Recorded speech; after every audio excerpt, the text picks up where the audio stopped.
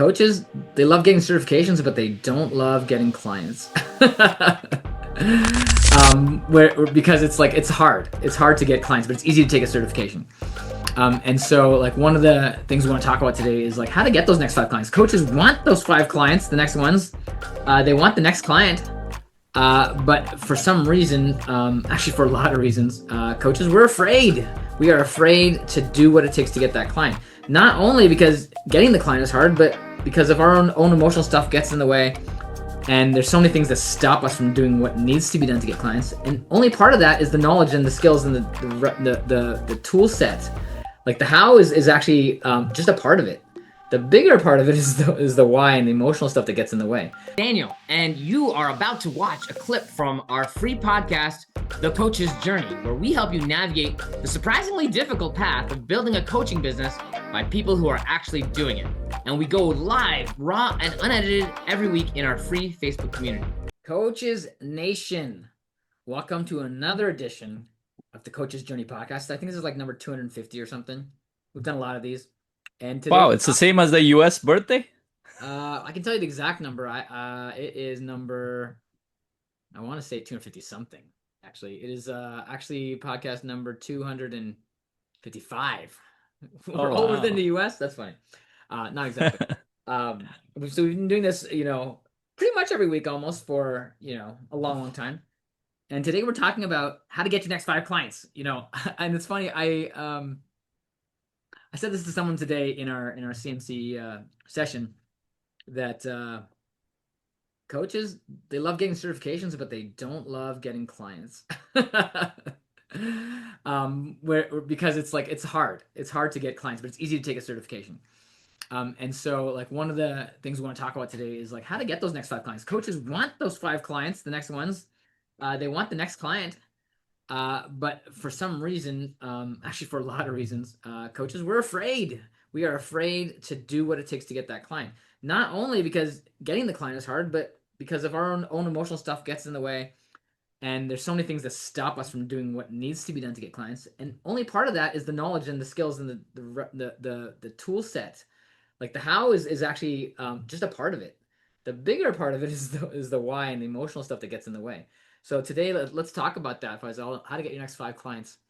And if you were to say, if I were to ask you, like, what's the number one tip that you have? And it's going to be more than tips today. Number one tip for getting your next 5 clients, what would you say it is? Let me share a story. That will share the tip better. I actually just got off a call with a very experienced coach. And his biggest challenge in his coaching business and in his personal life is one thing that most coaches will completely miss. Even though he's successful, I know that he can be 2-3 times more successful both in his business and personal life if he can actually go in this direction. And he's also worked on it in the past few years, but it almost always becomes like a thing to miss as an intention, as a thing to work on, because it's uncomfortable. And the thing is holding tension, holding space for tension and discomfort, whether that discomfort is in conversations, whether that discomfort is in the process of waiting for a client, whether that discomfort is in reaching out to people, whether that discomfort is in the follow-up. It is that one trait. And I've seen that over and over and over. And a lot of times coaches think, well, I need some new strategy. In fact, most of the new strategies we built is to alleviate for that tension, which is the thing that is actually trying to help you, but we're interpreting it as the thing that is hurting us. I love that. I love that so much. This reminds me of that study on procrastination. That there's this institute in Ottawa. I think we might have talked about this, where they studied procrastination and figured out why do people procrastinate. It's like there's a whole thing, like a professor who specializes in it and all this stuff. And after studying it for a long period of time, they came up with this realization, which actually I think is right on, which is right along the lines of what you said. Procrastination is actually a way to relieve difficult emotions or negative emotions, they called it. And so like we do other things or we avoid things because we don't want to feel that tension or the challenge or the difficult emotions that go along with something. And with coaching, there's that. I love that this is your tip because this is actually the perfect tip. It's like set an intention to hold that tension within yourself, and it's not just within yourself; it's also within the client. So there's like two actually sets of tension we're talking about. Your own tension, which is actually the most important one I think that that Faisal is referring to, as you go about the client and the business process, is holding your tension, but also role modeling that for yourself so you can do it for a client and hold that tension that they have with them and allow them to hold that tension too and be with that tension. So like there's this whole studied that procrastination is actually just an attempt to relieve the negative stuff, the things you don't want to feel, the things we run away from things because we don't want to feel them. And so the ability to go feel the things that are hard, to hold that difficulty, that tension, that emotion, there is actually the thing that separates, I think, the people who succeed in coaching versus those who don't, and actually not just in coaching, to be honest. Yeah, in life, I was talking to a coach last week, and she starts sharing some things about her how she structures her day and her week, and it just I intuitively asked I had a feeling to ask a question around her calendar because she would say, "Well, I put these blocks, but then they get postponed." Or I don't do them. Like, oh, interesting. Can you tell me more? What do you do? Let's say you have a block What for happens? 1 hour. What happens after that? Because the block is not the problem, or it's not even the problem that she's postponing it. And she shared, well, I just don't do anything. Like, okay, then what happens after that? Nothing. I just get busy with other things. I'm like, okay, what happens the next day? Get busy with other things. What happens and I kind of followed that through for the next 2 weeks, and she doesn't even look at that block again. I was like, Yeah. oh, that's interesting. Let me share something with you. Here's what I do. I do the same thing you do. I procrastinate just as easily. In fact, I told her, here's a block. I've been procrastinating this for the past 3 days. But this block doesn't leave my sight until it's done. What do you mean by doesn't leave my sight? What does that mean? So I have a block there to do this thing, take this action. I had it for half an hour. I didn't do it a day before. I made up some answer in my head, some logical You sounding ignored it, answer, skipped it, whatever, right? skipped it. But here's what's difference between different your calendar and then mine. I take that block, I put it the next 2 hours later or the next day. And I told her, I'm like, I procrastinated just as much as you. In What you're saying fact, is the you didn't let past it slip by. You moved it ahead because you knew it was important. And the reason why I do that is because I know that there's a part of me that's uncomfortable with it. I'm making up reasons, but I don't fully believe all the reasons. But the thing that I've learned is that that tension needs to carry with me until it gets done. Yeah, you're actually kicking the can down the road, but you're not deleting the can because once it passes, if you don't kick it down the road, now you don't have to worry about it. It's gone. And every time it's a better relief than the thing that you do to keep pushing it off. We know that it takes 20 hours to not do something, but it takes half an hour to finish that thing. Totally. The thing, Right? like the open loop in my mind is taking up all my energy. When it finally gets done, It, it's it like, takes up more oh my energy. gosh, like I have so much more space and time. How much more could I get done if I just did it? So It's the same thing on you not reaching out to people. It's the same thing on your financial side. What is the most uncomfortable thing to look at on the financial side? Like all your bills, all your things due, all the things that you need to pay for next month, next year, just reviewing that is uncomfortable for most people. When you don't do it, what happens? Things break down. When you do it, as uncomfortable it is, whether it's for one person or multiple, especially multiple people looking at it, then what happens, you could come up with solutions. In fact, there was who shared this study? I think it was Alex Hermosi who shared this study. They were talking about there's a metric that if you just looked at the data point, not even resolved anything. Like, for example, if you just looked at your weight every day, or not every day, it was something like a week, or if you looked at the numbers on your financial thing, if you just looked at these things without having to resolve for anything, the likelihood of you growing in that area, I think quadruples or something. It was a You mean ridiculous achieving your goals number. with weight, not growing larger. Yeah. Right. No, that not growing larger. Actually, because it's uncomfortable, and you want to avoid it. You don't look at the number. You make up reasons for why you're not taking care of yourself, or you're not eating right, or whatever it might be. Or on the financial side, you're not looking at it because it's uncomfortable to look at a low number, or there's no number coming in that area. So what do? You have to deal with that tension. You have to do something about it, and it forces you. And that's the whether I got it from that day. More than likely, I just got it from my experience of postponing so much that it's just driving me nuts. That reminds me of the line by Peter Drucker: "What gets measured gets managed." The measurement is the activity of facing the thing that you need to face. It's like if you face it, you'll manage it. What does it have to do with getting clients, Faisal? Let's talk about this. Let's bring it back. Right. So, So like, and go ahead. there's a quote by Brendan Burchard a long time ago. He said it. I loved it when I heard it. It's like most people look at other people's Instagram more than they look at their own goals. And that was me. There was a time that was me. And it hit me really hard because I'm like, yes, I spend a lot of time on other people's social media versus looking at my own goals. What are my goals? My numbers, my targets, my financial numbers, my lifestyle that I'm looking for, my business growth that I'm looking for. Like those are the things I should be looking at daily and the metrics that are measuring all that. So what do I look at now? I look at my calendar, I look at my Trello board, whether those are around my projects, I look at the sheets that give me data to make decisions. I get my team to do the same thing as much as I can. Of course, I have my own blind spots in these areas, but the more I've done that, the more it has helped me move forward. Now, why do most coaches not have any clients? Well, they are not looking at any of the numbers that can help them make a decision, because it's much easier to go forward and build a business plan or build a website or go get busy with AI than to look at the thing and say, hey, I have these 200 people to reach out to. I've only reached out to two Or zero. or zero. Yeah, and what you're really describing, Fazal, is a way to keep what's most important front of mind. And the thing that's most important is also the most uncomfortable. Yeah. So, That, like, that that is the main reason why most coaches are not. It's not too complicated. It's actually very straightforward once you see it. There are not that many variables in a business for you to build a business. There are yeah. very few variables. So let's talk about like how we utilize this in the, quote, getting clients, right?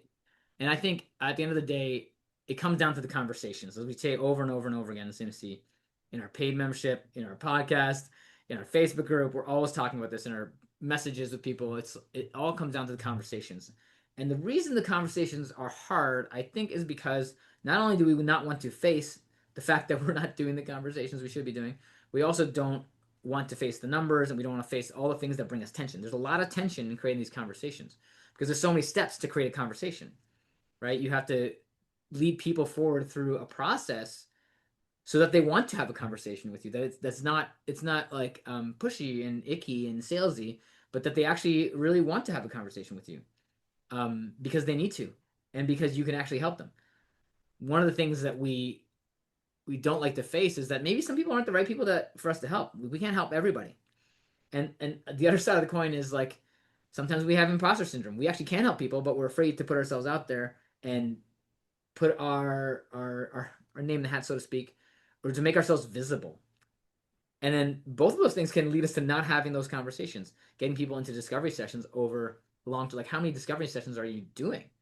Is that a habit for you to bring people forward through into a discovery session and then make an offer for the right people? Like that's the habit that we need to build, the conversations that create clients.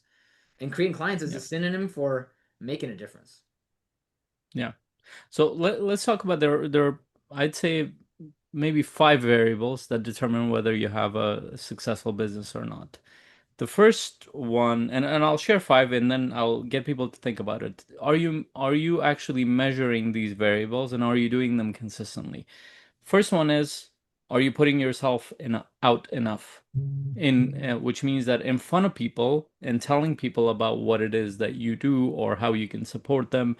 That could be in a conversation setting. That could be you promoting your business online. That could be you speaking in front of people. That could be you writing articles. Are you putting yourself in front of people consistently? The second one is Are I want to also you say, that putting yourself out there could look very different for, as you mentioned, there's lots of different ways for you right? specifically. Like, how are you doing that? Think about it. Like, Right. are you And the doing it and basic are you is, doing consistently? are you putting yourself in front of human beings, Exactly. like other human beings? You decide what the way is. You decide how to do. Pick a path. Are you doing the? Our question is, are you doing that consistently? The second one is, are you inviting people to a container with you? That's where coaching conversations happen. Now there are multiple steps there, but are you inviting people consistently to coaching conversations?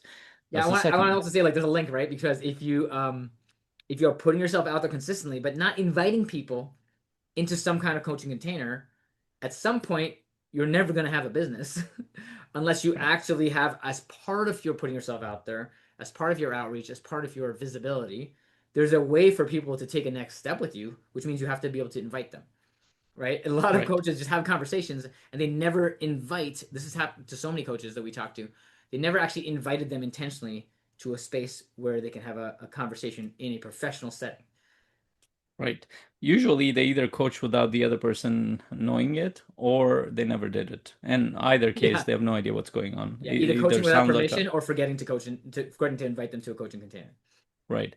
And then the third piece is, are you making offers? So do you have a clear offer and are you making any kind of offer? This means this is where the dollar sign comes in. So if somebody's open, are you making consistent offers? That's the third piece. If you don't have an offer, it doesn't matter how many conversations. I know coaches who have a lot of conversations, who are in front of people constantly. They are actually having coaching conversation, but when it comes time to make an offer, they don't. They don't make an offer, and they're like, and they're frustrated why they're doing so much free work. And then they blame it on, oh, all these programs teaching me to do free coaching. And then marketers bank on it. And what they do is they're like, oh, don't listen to these business people that tell you to have all these free conversations. You can actually close within 30 minutes. Watch this 30 minutes. Not a thing, but they know that you don't do it because it's too uncomfortable. Let me give you an easier path, which doesn't exist, by the way. It doesn't work. That sounds like snake oil. Right? And we've had coaches from our community go and hire some person who's promised to put a 30-minute video for an ad, and that might work for like something straightforward as financial coaching or something like that, or real estate coaching, but they don't actually understand how mindset coaching and life coaching, these kind of things work, and they've tried to create a funnel going to a video to closing a client on a high ticket. Never worked. They spent thousands of dollars on it, never worked. And then they blamed, and then the marketer will tell them, well, your niche was not clear, or this was not clear, some Yeah, random excuse. yeah. But So wait, again, so far we've had three variables and three three, levels. So I want people to envision like this funnel that goes downwards. You could also have it go upwards, but like you start out with like, are you, as we said, putting yourself out there? And out of those, then you have to invite people to coaching containers. Are you inviting people to coaching containers? And then within those coaching containers, are you actually making offers? And you can also substitute the word for invitations. You can substitute the word sales for coaching, substitute offers for invitations, whatever way you want to talk about it. Are you actually doing that? That's number three that you were planning to share here, right. Faisal, right? And by the way, you can do the whole thing in a group context or one-on-one. It can be Sure. both. But Yeah. for most coaches, it's usually one-on-one when they're starting out. Not always, but in most cases. And then the fourth one is follow-up. So you made the offer and you never followed up, or you followed up once or twice, and that's it. That's Or not somebody says yeah, and you don't actually have a way to follow up to get the payment. So like right. there's most of the follow ups are the no's, right? Or the not yets, as we like to call them, right? So like, Yeah. are you actually able to continue the conversation? Doesn't end when they say no. They may not be ready yet. They might be like, it'll take some things to get their finances together, or the timing might not be right. Doesn't mean this person just give up on that client relationship, right? So follow up is number four, right, Fazal? Yeah, and many, many times, much more than most business owners or coaches are used to.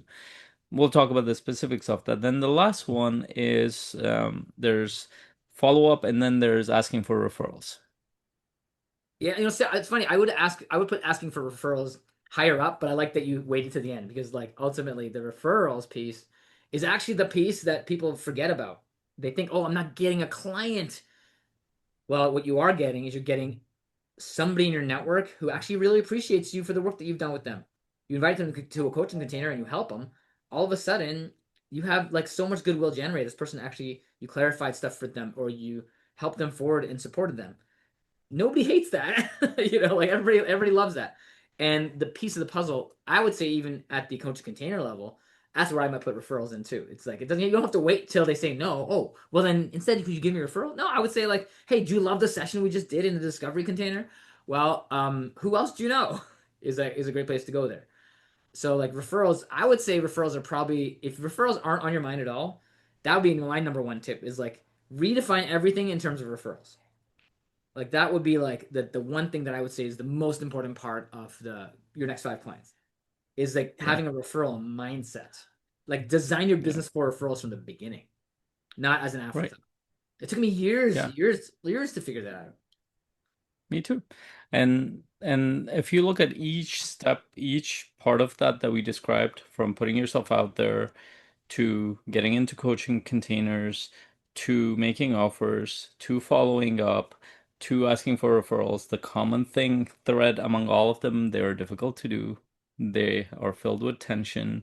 They require a lot of refining. They the struggle is all emotional in nature.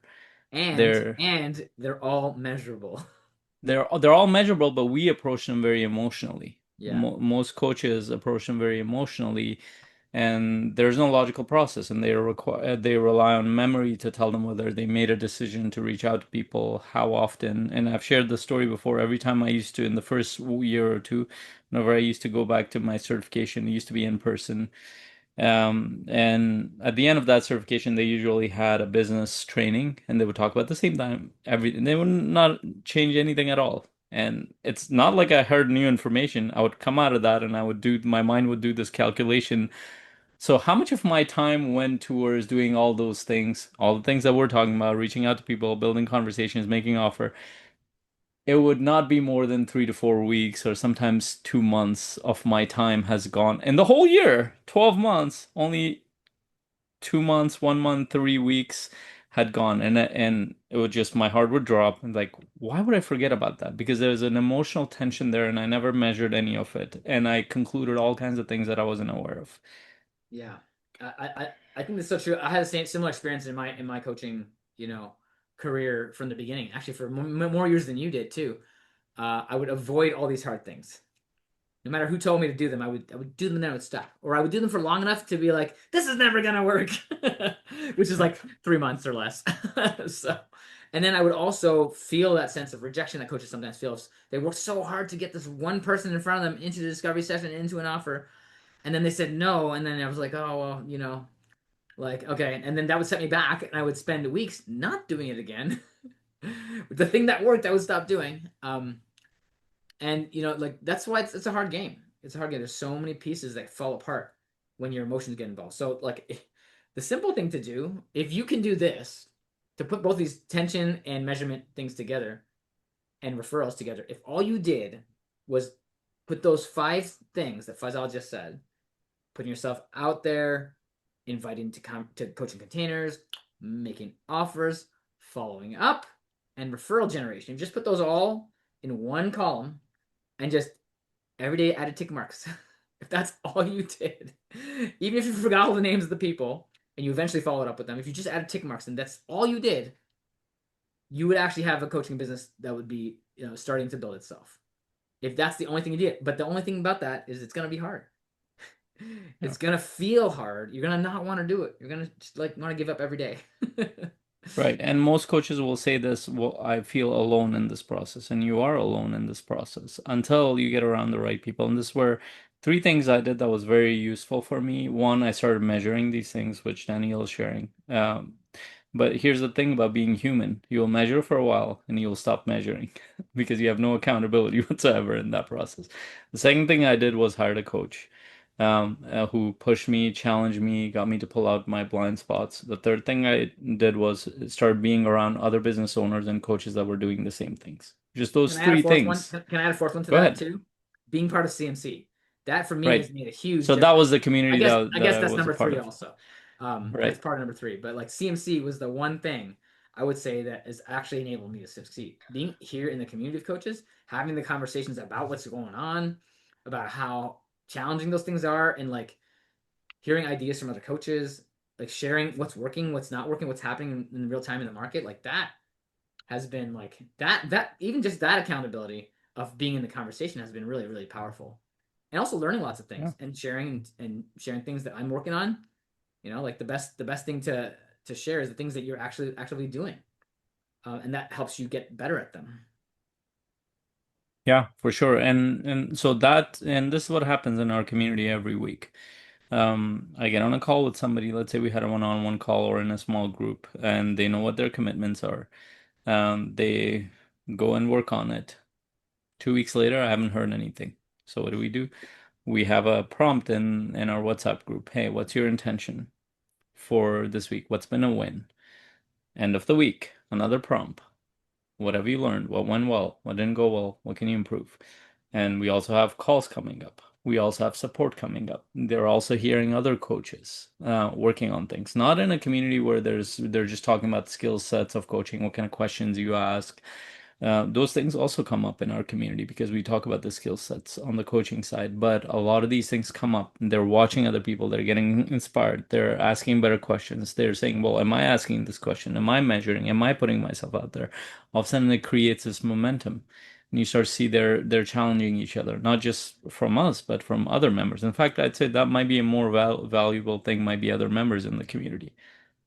Yeah, and the thing I noticed today in our session with our paid members is that all of them are taking action and are in the game and are bringing their needs of support back to the group.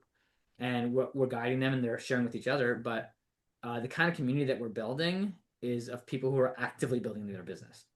We're Yeah. not in the game with people who are just thinking about it or aren't really sure if coaching is the thing for them.